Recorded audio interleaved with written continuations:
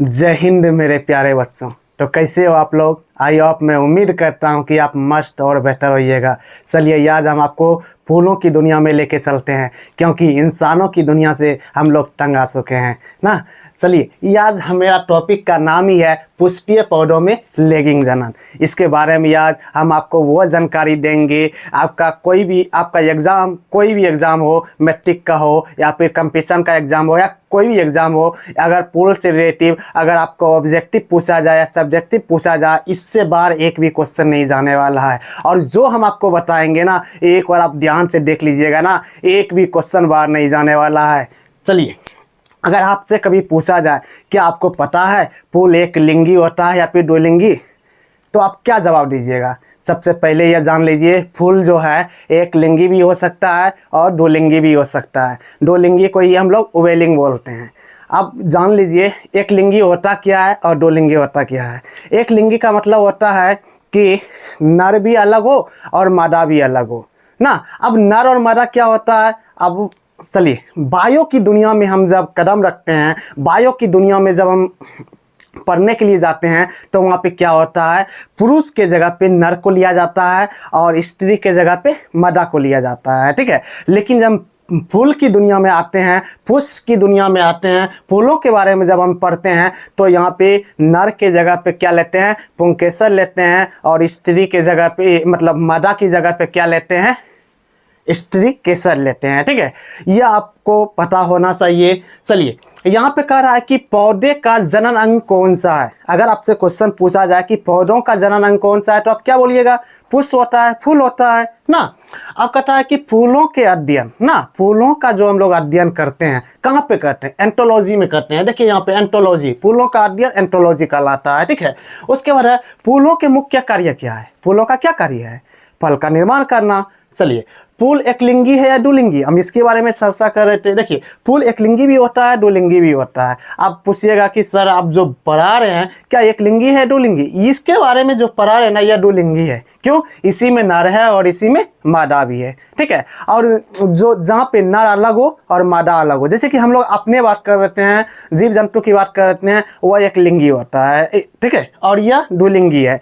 पुष्प भी एक लिंगी और दो लिंगी होता है। जैसे कि मान लीजिए आप तरबूज का फूल ले लीजिए, पपीता का फूल ले लीजिए, नारियल का फूल ले लीजिए, यह सब क्या होता है? एक लिंगी होता है, ठीक है। और यह सब फूल जो है दो लिंगी होता है, ठीक है। और इसके विशेष जानकारी देंगे, यह अभी पार्ट 1 बना रहे हैं, ठीक है। आपका यहाँ पे देखिए, ये लंबा वाला भाग दिख रहा है क्या? सबसे लंबा इतना वो, अगर आपसे क्वेश्चन पूछा जाए कि फूल में स्त्री केसर लंबा होता है या पुंकेसर, तो वहाँ पे स्त्री केसर लंबा होता है। हम लोग अपने दुनिया में आएंगे, अगर हम लोग देखते हैं तो लड़की से लंबा कौन? लड़का होता है ना। लेकिन फूलों की दुनिया में लड़का से लंबा कौन होता है? लड़की होता है, ठीक है।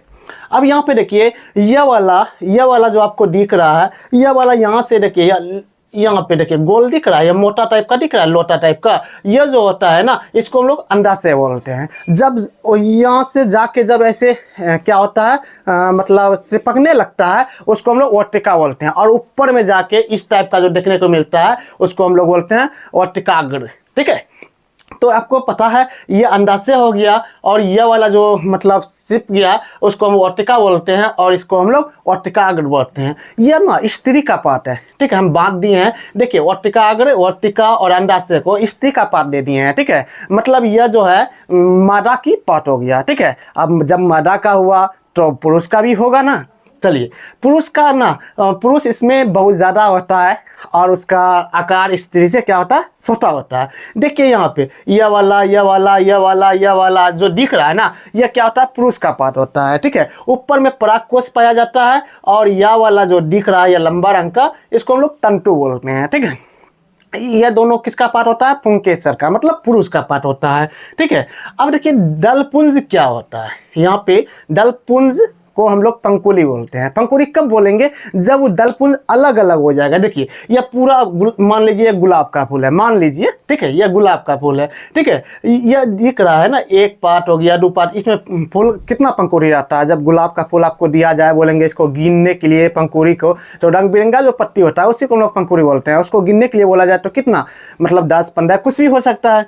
तो वही जब पूरा गुलाब की जब बात किया जाए उसको हम लोग डल पुंज बोलेंगे, ठीक है, रंग बिरंगा पत्ती को। अगर एक एक पत्ती को निकाला जाए उसको हम पंखुड़ी बोलेंगे, ठीक है। अब चलिए ये वाला जो हरा वाला दिख रहा है ना, इसको हम लोग बाह्य दल बोलते हैं। बाह्य दल यह जो होता है ना, जब मान लीजिए यह फूल खली अवस्था में रहेगा, मतलब बच्चा रहेगा, भ्रूण अवस्था में रहेगा, तो यह वाला ना, यह वाला जो हरा रंग का दिख रहा है ना, वो फूल को क्या करेगा, बंद करके रखता है, ठीक है। वह फूल को क्या करेगा, बंद करके रखेगा। जैसे बड़ा होते जाएगा फूल, वह खुलते खुलते खुलते खुलते नीचे आ जाएगा। देखिए खुल के नीचे आ गया है, उसको बाह्य दल बोलते हैं। यह क्या करता है, फूलों को रक्षा करता है, ठीक है।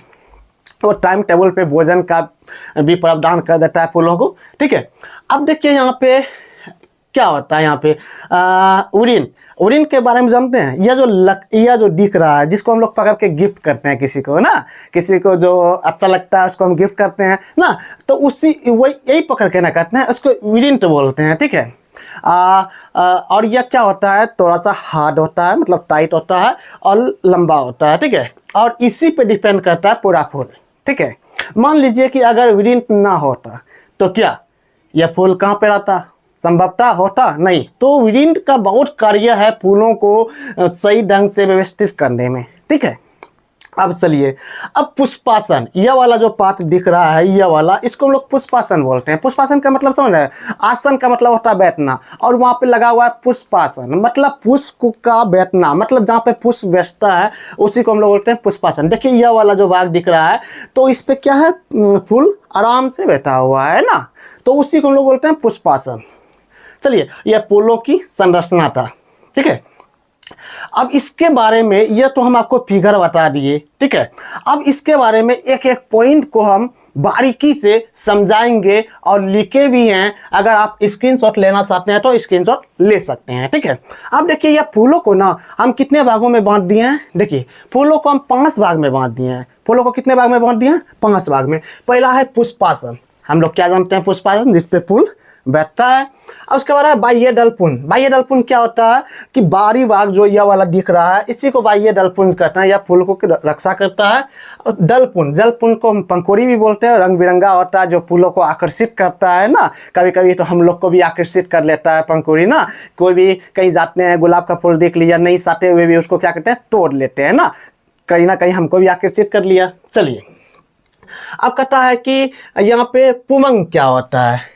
पुमंग जो होता है ना, पुमंग, पो से पुरुष और पो से पुमंग, मतलब यह क्या, पुंकेसर का पार्ट हो गया, मतलब पुरुष का पार्ट हो गया, और जायांग स्त्री का पार्ट हो गया। चलिए, अब पुष्पासन के बारे में एक लाइन आपको बता देते हैं। पुष्पासन होता क्या है, शाखानुमा रचना, जिस पर क्या होता है, पुष्प अवस्थित होता है, उसी को हम लोग क्या बोलते हैं, पुष्पासन कहते हैं। देखिए वही हम लिखे हैं ना, शाखानुमा रचना जिस पर फूल अवस्थित होता है उसी को हम लोग पुष्पासन बोलते हैं। अभी हम बताएं पुष्पासन पे मतलब फूल क्या होता है, बैठता है। कितना आसान है, जिस पे फूल बैठता है पुष्पासन कहलाता है। हो गया। अब चलते हैं, दूसरा है बाह्य दलपुंज। क्या लिखना है, यह पुष्प का निचला भाग है। देखिए बाह्य दलपुंज यहाँ पे दिख रहा है ना, फूल ऊपर में है, उसका नीचे वाला भाग है। यह पुष्प का निचला भाग है जो फूलों को सुरक्षा प्रदान करता है, टाइम टेबल पे भोजन देता है, उसी को हम लोग बाह्य दलपुंज कहते हैं। ऐसे भी आप लिख सकते हैं, वही तो लिखे हैं। यह पुष्प का निचला भाग है जो छोटी पत्ती के समान दिखता है, यह पुष्प की रक्षा करता है। चलिए, दलपुंज क्या होता है, ठीक है। अब कहता है दलपुंज क्या होता है। देखिए, पुष्प के रंगीन भाग को हम लोग दलपुंज कहते हैं, और प्रत्येक खंड को, मतलब प्रत्येक, मतलब यहाँ पे देख लीजिए, प्रत्येक टुकड़ा जो है, हम बोले थे कोई गुलाब का फूल लेंगे, पूरा फूल को क्या बोलेंगे हम, दलपुंज बोलेंगे। अगर एक एक पार्ट को रंगीन वाला निकालेंगे तो उसको पंखुड़ी बोलते हैं। वही लिखे हैं ना हम, पुष्प के रंगीन भाग को दलपुंज कहते हैं जो छोटे छोटे रंगीन टुकड़ों का बना होता है। प्रत्येक टुकड़ों को पंखुड़ी कहते हैं। यह कीट को आकर्षित कर लेता है, कभी कभी ना हम लोग को भी आकर्षित कर लेता है ना। चलिए, वही लिखना बहुत सिंपल है। अब चलिए, पुमंग क्या होता है, हम अभी बताए ना, पो से पुरुष, पो से पुमंग, मतलब यह पुरुष का पार्ट है। तो यह क्या कह रहा है, यह अनेक तंतुनुमा कंडों का बना होता है। तंतु मतलब लंबा सीधा बेलनाकार आकार का ना। प्रत्येक कंड को पुंकेसर कहा जाता है। देखिए यह वाला कितना लंबा लंबा दिख रहा है ना, इसी को हम लोग क्या बोलते हैं, पुंकेसर बोलते हैं ना। पुंकेसर का 2 पार्ट होता है, 2 भाग होता है। एक होता है क्या, परागकोश, एक होता है तंतु।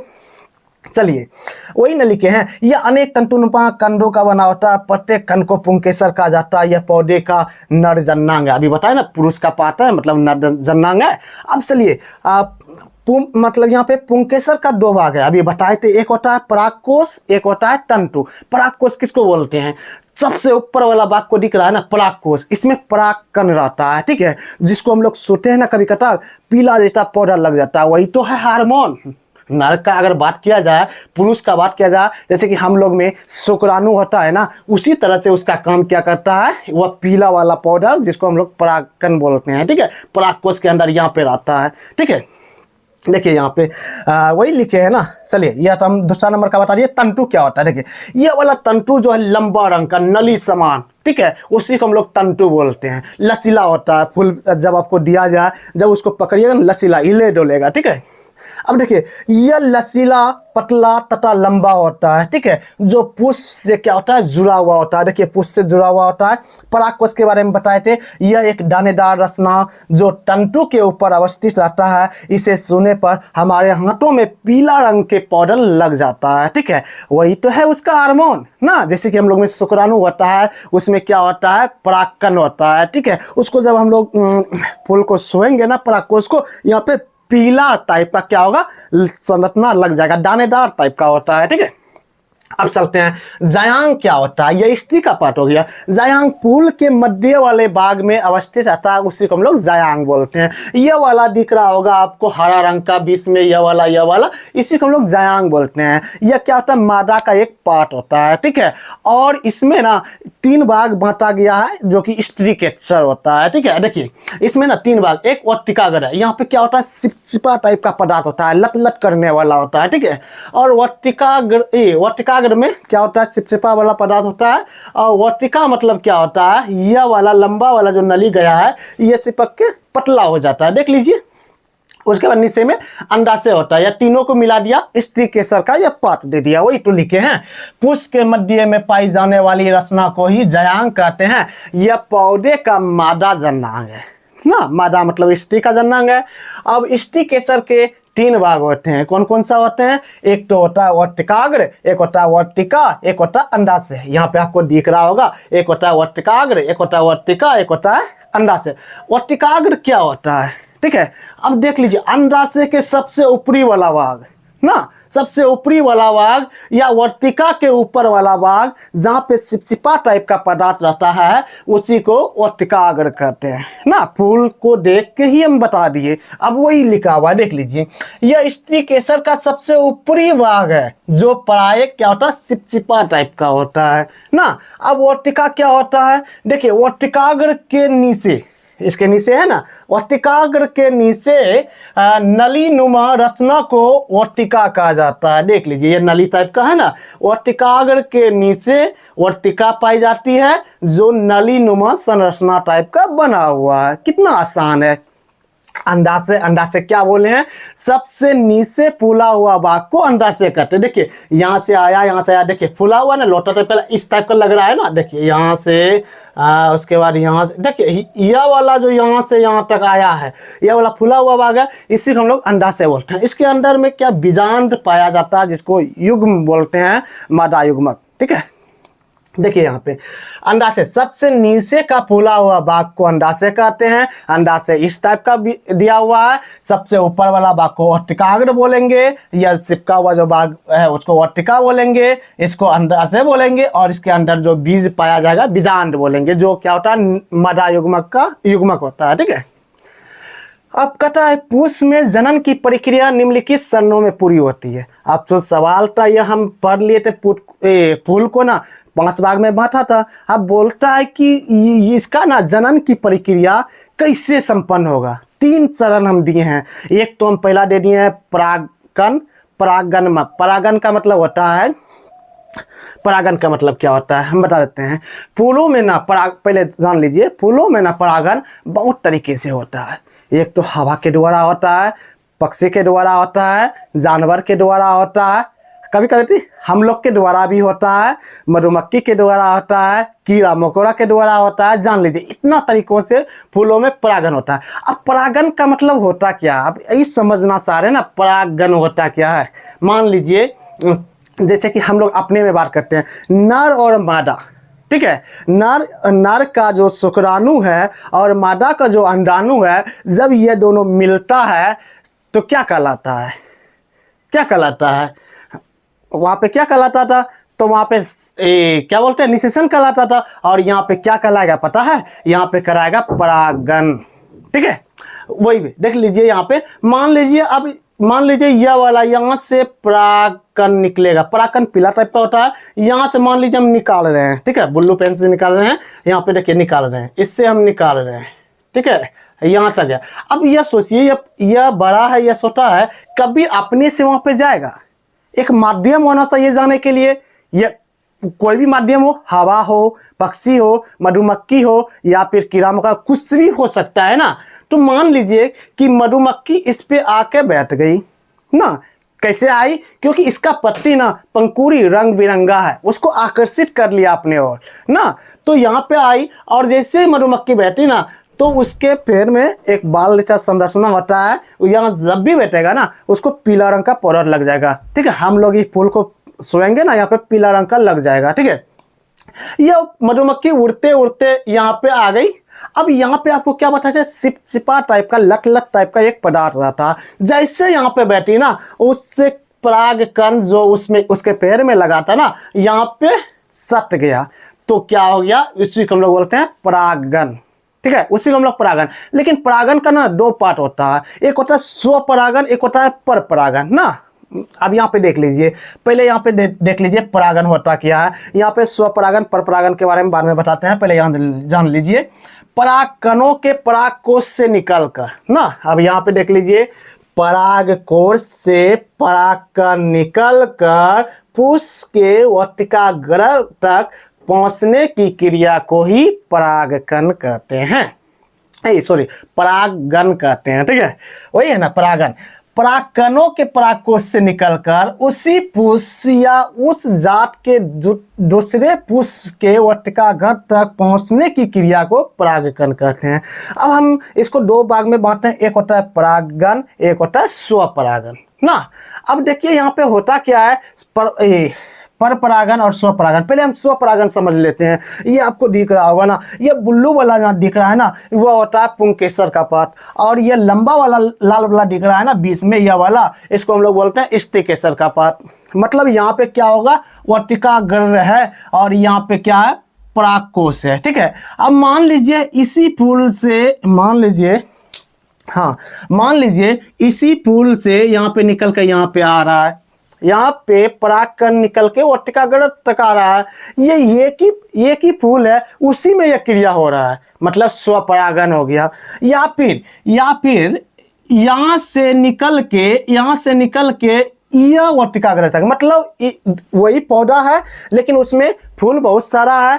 तो वही पौधा के फूल से निकल के, मतलब परागकोश से परागकण निकल के दूसरे पुष्प में गया, तो यह भी स्वपरागन हो गया। हाँ, लेकिन सेम यही जात का दूसरा पौधा है यहाँ पे, अगर यहाँ से निकल कर यहाँ पे ना आकर डायरेक्ट यहाँ पे आ जाता है इसके वर्तिकाग्र तक, तब होता पर परागन।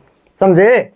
अगर यहाँ से निकल रहा है या दूसरे वर्तिकाग्र तक आ रहा है, उसको बोलते हैं परपरागन। मतलब यानी हम डिफिनेशन ऐसे लिख सकते हैं, जब किसी पौधे के फूल से परागकोश से परागन निकलकर उसी पुष्प या उसी जात के दूसरे पुष्प के वर्तिकाग्र तक पहुंचती है, तो पहुंचने की क्रिया को ही हम क्या बोलेंगे, स्वपरागन बोलेंगे।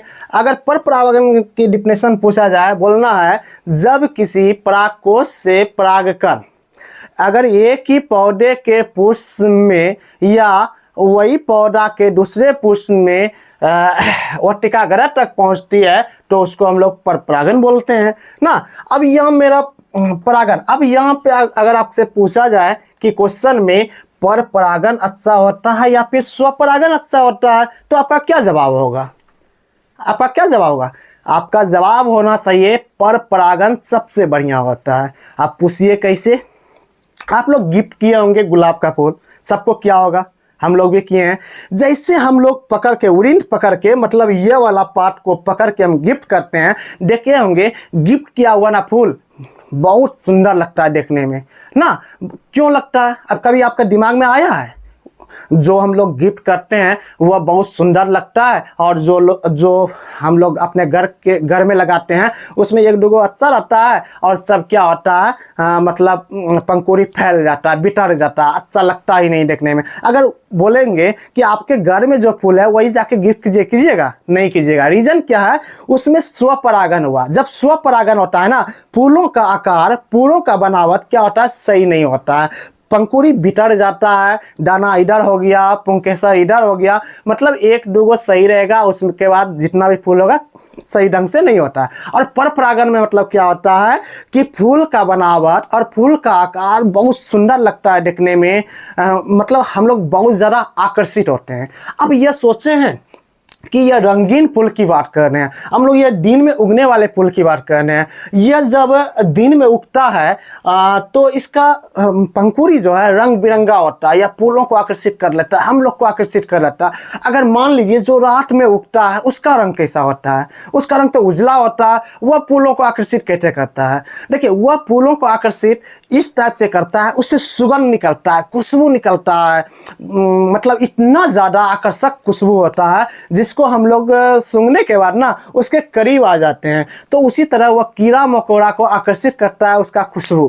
ठीक है, चलिए यहाँ पे तो अब सवाल है निषेचन क्या होता है। हम पढ़े हैं नर युग्मक एवं मादा युग्मक के संलयन को निषेचन कहते हैं। या फिर आप इस टाइप से डिफिनेशन नहीं देना चाहते हैं तो आप बोल सकते हैं यहाँ पे परागकोश से परागकण निकल के वर्तिकाग्र तक पहुंचती है, और वर्तिकाग्र के पश्चात उसके अंदर प्रवेश करती है, तब जाके निषेचन की क्रिया संपन्न होती है। ठीक है, अब आता है अंकुरन। अंकुरन क्या होता है? निषेचन के पश्चात, निषेचन कंप्लीट होने के बाद ना, जब इसमें बीज थोड़ा बहुत उत्पन्न हो जाता है, मतलब जिसको हम लोग भ्रूण बोलते हैं, तो क्या होता है इसके बारी बाग जितना भी है, जैसे कि मान लीजिए कि यहाँ पे पुंकेसर है, दलपुंज है, बाह्य दल है, पुष्पासन है, पुष्पासन है, स्त्रीकेसर, जो भी भाग है ना, क्या होता है मुरझा कर नष्ट हो जाता है। वहाँ पे जैसे नष्ट होगा ना, वहाँ पे नया वाला पदार्थ मतलब नया वाला पौधा उगना चालू हो जाएगा। उसी को हम लोग अंकुरन बोलते हैं। देखिए, निषेचन प्रक्रिया के द्वारा पुष्प के अन्य भाग जैसे बाह्य दल, पंखुड़ी, पुंकेसर, वर्तिकाग्र, वर्तिका मुरझाकर नष्ट हो जाती है। तब बीज में अनुकूल परिस्थिति मिलती है, मतलब वातावरण उसको सही मिलने लगता है, तब इसके भीतर अवस्थित भ्रूण विकसित होकर एक नए पौधे का निर्माण करता है। उसी को हम लोग अंकुरन बोलते हैं। ठीक है, और एक बात आपको बता देते हैं जो आपको पता नहीं होगा। मान लीजिए इससे परागकोश से परागकण निकला, कितना परागकण निकलता है? मान लीजिए कि बहुत ज़्यादा निकला है या निकल रहा है, मान लीजिए कि लाखों निकला, ठीक है, हजारों निकला, लेकिन इसके अंदर जब प्रवेश करेगा ना, दोगो ही परागन मतलब परागकण जो होगा ना, दोगो ही अंदर करेगा। मान लीजिए एक यहाँ पे हम दे देते हैं और एक यहाँ पे दे देते हैं, दोगो।